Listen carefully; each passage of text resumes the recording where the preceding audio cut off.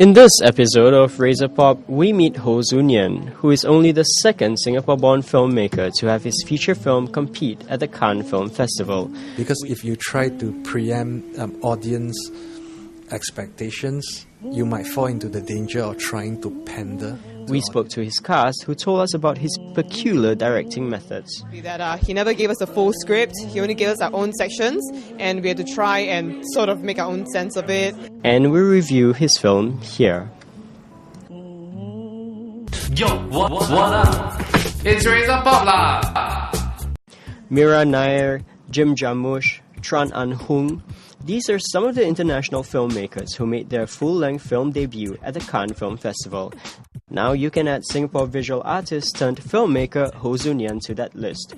His feature debut here is a slow and enigmatic tale of a man who loses his ability to speak after he murders his wife. Sent to a mental hospital, he falls in love with another patient while he's undergoing treatment. Ho Tzu Nyen shot his film in 11 days with mostly amateur actors. His peculiar directing methods, as revealed by his actors, often involves rehearsing the actors one at a time. None of them had met each other before the shoot, and none had a full script. Even the lead actress found out she was the lead after the film was completed. Tzu Nyen says he tends to go for between 10 to 15 takes for every scene. His intention is to get the actors immersed in the part so completely they stop having to think about it. In this segment, we learn more about the man and his methods. One of the things that your actors was telling me is that you didn't show them the script. They did not know what the story was about, and very often they were flying blind. Is that something that you usually do with your actors? I kind of like to give the actors just specific bits of the script that concern them. So in a way, for me, this is a way of keeping them fresh.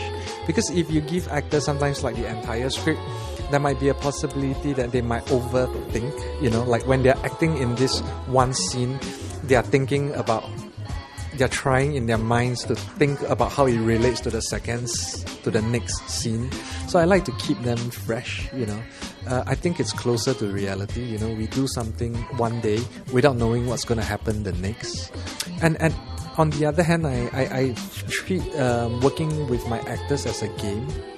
So I enjoy very much having them to be thinking all the time during the shoot as well, like trying to guess, trying to figure out on their own what this film is about. So it's a game, I would say. You also tend to take a lot of takes for each scene, between 10 to 15 takes sometimes. Do you think that's an effective way of directing? Well, it's not efficient if we think in terms of dollars and cents, but for me it's necessary, because after 10 takes, for example, like a certain kind of automatism starts to seep in. It's like the actions and the way that the actors speak or do something becomes more automatic, meaning more unthought. It just becomes more natural in a way. So it's something that I like, and also because the way I shoot is that the camera is often moving, so there are quite a few kind of like rhythmic points that I need to hit. So so it's not just about the actors, doing many takes. It's about the camera getting into the right rhythm. And at the same time, I have the habit of like leaving my camera on after every sequence for a really long time to wait for something interesting to happen, like a change in lights or a sudden gust of the wind. So I do this 15 takes as well, 10 to 15 takes as well, so that I can wait for when the action is over and the sequence is over, whether nature will bring me any gifts.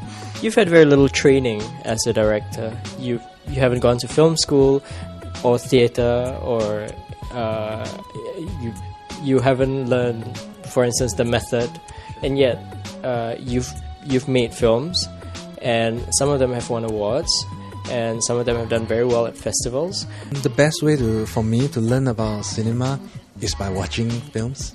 So I'm a big like film buff. I try to watch at least one film a day. A day? Yeah. So like on really good days, I try to watch 3 films. Yeah.